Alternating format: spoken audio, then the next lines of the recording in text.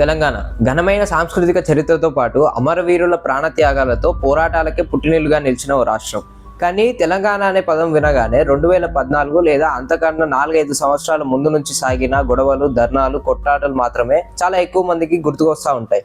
కానీ అంతకు ముందు కొన్ని వందల వేల సంవత్సరాల నుంచి జరిగిన రాజులు, సామ్రాజ్యాలు, సామంతరాజులు, సంస్థానాల చరిత్ర చాలా తక్కువ మందికి తెలిసి ఉంటుంది. కానీ అవన్నిటిని మళ్ళీ మనం చదువుకోవాలంటే పుస్తకాలు తీసి వాటన్నిటిని మళ్ళీ తిరిగేసి చదువుకోవడం అనేది చాలా బోరింగ్ పని. ఇప్పటి నుంచి మన చరిత్రకు సంబంధించి మనం ఒక సిరీస్ ఆఫ్ వీడియోస్ని చేయబోతున్నాం. అస్సలు బోర్ కొట్టకుండా చాలా డీటెయిల్డ్గా ఇంట్రెస్టింగ్ విజువల్స్ అండ్ స్టోరీ లైన్స్తో మీకు చెప్పే ప్రయత్నం చేస్తాము. ఈ వీడియోని పూర్తిగా చూడండి. ఈ వీడియో నచ్చితేనే లైక్ అండ్ సబ్స్క్రైబ్ చేయండి. తెలంగాణ అనే పదం తెలుగు ఇంకా ఆంగనం అనే 2 తెలుగు పదాల కలయికతో ఏర్పడిన ఒక పదం. ఆంగనం అంటే ప్రాంతం, ప్రదేశం, దేశం అనే అర్థాలు వస్తాయి. అంటే తెలుగు వాళ్ళు నివసించే ప్రదేశాన్ని తెలంగాణ అని అంటారు. ఆంధ్ర అనే పదానికి కూడా వేదాల్లో ఒక కథ ఉంది. విశ్వామిత్రుడు సునశేప అనే ఒక 10 ఏళ్ల కుమారుణ్ణి దత్తత తీసుకుంటాడు. కానీ అంతకుముందు విశ్వామిత్రునికున్న 50 మంది కొడుకులు ఆ సునశేపుని తన సోదరునిగా అంగీకరించడానికి ఒప్పుకోరు. కోపగించుకున్న విశ్వామిత్రుడు తన 50 మంది కొడుకుల్ని మీరు అడవిలో ఆటవీకులతో కలిసి బ్రతకండి అని శపించి వదిలేస్తాడు.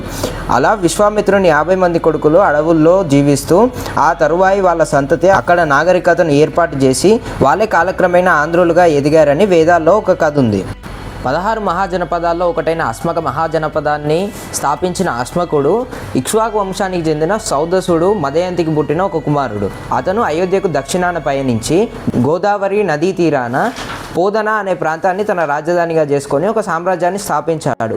అదే పోదన ఈరోజు తెలంగాణలోని నిజామాబాద్లో ఉన్న బోధన్గా చరిత్రకారులు గుర్తించారు. హిందూ మరియు బౌద్ధ గ్రంథాల్లో ఉన్న అస్మక మహారాజుల పేర్లే కోటిలింగాలలో ఎక్స్కవేషన్లో దొరికిన నాణేల పైన ఉండడంతో అస్మక మహాజనపదం గురించిన ఎన్నో వివరాలు మనకు తెలిసినాయి. చరిత్రకారులు అక్కడ దొరికిన కొన్ని నాణేల పైన అస్మక మహారాజుల పేర్లను చెరిపేసి శాతవాహన మహారాజుల పేర్లు కనిపించేసరికి వాళ్ళకి తెలిసింది ఏంటంటే అస్మక మహాజనపదం యొక్క ఇన్ఫ్లుయెన్స్ అనేది తగ్గుతూ వచ్చేసరికి స్థానియంగా ఏర్పడిన తరువాత సామ్రాజ్యమే శాతవాహన సామ్రాజ్యంగా చరిత్రకారులు గుర్తించారు.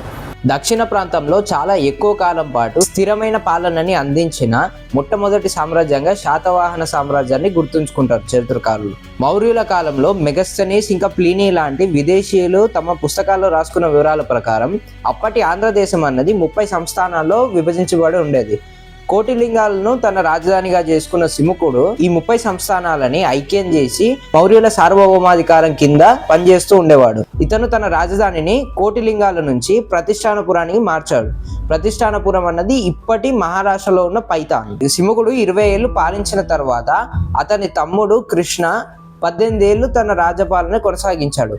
ఆ తర్వాత సిముకుని కొడుకైన శాతకర్ణి రాజపాలన చేపట్టాడు. ఇక్కడ మనం గుర్తుంచుకోవాల్సింది ఏంటంటే శాతవాహన వంశం గురించి చెప్తున్నప్పుడు ఒక్కడే శాతకర్ణి ఉన్నాడు. ఎక్కువ రాజుల పేర్లు శాతకర్ణితోనే మొదలవుతాయి. రాజకీయంగా కొంతమంది వ్యక్తులు చాలా అదృష్టవంతులై ఉంటారు. అప్పట్లో శాతకర్ణికి ముఖ్యమైన శత్రువులైన కళింగ సామ్రాజ్యానికి చెందిన కరవేలుడు, మగధ సామ్రాజ్యానికి చెందిన పుష్యమిత్ర శుంగుడు 15 ఏళ్ల వ్యవధిలోనే వాళ్ళంతటా వాళ్ళే చనిపోయారు. ఇక తిరుగులేని శాతకర్ణి మాల్వా, విదర్భ లాంటి ఎన్నో గొప్ప రాజ్యాల్ని తన ఆధీనంలోకి తెచ్చుకున్నాడు. తన సామ్రాజ్యపు సరిహద్దుల్ని గంగా నది వరకు తీసుకెళ్లారని చరిత్రకారులు గుర్తించారు. అతని నాణ్యాలు మధ్యప్రదేశ్లో దొరకడం వీటికి ఒక ఆనవాలు. శాతకర్ణి తర్వాత అతని కొడుకులు పూర్ణోత్సంగుడు, స్కందస్తంభి రాజ్యాన్ని పాలించారు. ఆ తర్వాత 2వ శాతకర్ణి రాజ్య బాధ్యతలు చేపట్టాడు. 2వ శాతకర్ణి మగధని కూడా ఆక్రమించినట్లు చరిత్రకారులు గుర్తించారు. 2వ శాతకర్ణి తర్వాత చాలా వరకు రాజులు శాతవాహన సామ్రాజ్యాన్ని పాలించారు. కానీ మనం ముఖ్యమైన వాళ్ళ గురించి మాట్లాడుకుందాం. పులోమావి అనే రాజు సింహాసనాన్ని చేపట్టినప్పుడు కాన్వ వంశానికి చెందిన సుశర్మ అనే రాజుని చంపేసి అతని రాజ్యాన్ని ఆక్రమించుకున్నట్లు మనకు తెలుస్తోంది. ఆ తర్వాత కొన్నాళ్ళకి హలా అనే ఒక రాజు శాతవాహన సామ్రాజ్యాన్ని పాలించాడు. ఇతన్ని కవిరాజు అని కూడా అంటారు. గాథా సప్తసతి అనే ఒక పుస్తకాన్ని ఇతను రచించాడు. ఆ పుస్తకంలో శాతవాహన సామ్రాజ్యానికి సంబంధించిన ఎన్నో సాంస్కృతిక విషయాల్ని అందులో అతను చెప్పడం జరిగింది. అంతేకాకుండా హోలీ అనే పండుగ గురించి కూడా ఆ పుస్తకంలో మెన్షన్ చేసింది. హలుని తర్వాత ముఖ్యమైన రాజు గౌతమిపుత్ర శాతకర్ణి. గౌతమిపుత్ర శాతకర్ణికి సంబంధించిన శిలాశాసనాలని ఎక్కువగా ఆయన తల్లి గౌతమి బాలశ్రీ రాయించింది అని చెప్తారు. గౌతమిపుత్ర శాతకర్ణి బిరుదుల్లోనే ఆయన యొక్క వీరత్వాన్ని పొగుడుతూ కొన్ని పదాలు ఆయనకు బిరుదులుగా ఇవ్వడం జరిగింది. అదేంటంటే త్రిసముద్రతోయ పితవాహన, అంటే ఎవరి గుర్రం అయితే 3 సముద్రాల నీళ్ళని తాగిందో అని చెప్పేసి దానికి అర్థం. అంటే ఇటు అరేబియా మహాసముద్రం, బంగాళాఖాతం, ఇంకా దక్షిణాన హిందూ మహాసముద్రం, ఈ 3 సముద్రాలకు ఆనుకునున్న భూభాగం మొత్తం కూడా శాతకర్ణి తన సొంతం చేసుకున్నాడు అని చెప్పి చెప్పడం అన్నమాట. ఇతని ఇంకో బిరుదు ఏంటంటే శరాట వంశ నిర్వశేషకర, అంటే శాత్రప వంశాన్ని ఇతను కంప్లీట్గా సమూలంగా నాశనం చేశాడు అని చెప్పేసి ఆ బిరుదు యొక్క మీనింగ్. ఇతని తర్వాత ఇతని కొడుకు వాసిష్ఠిపుత్ర పులోమావి రాజ్యాన్ని చేపట్టాడు. ఇతను ప్రతిష్టానపురం నుంచి రాజధానిని ధాన్యకటకానికి మార్చాడు. ఆ తర్వాత శివశ్రీ, శివస్కంద అని చాలా వరకు రాజులు పాలించారు.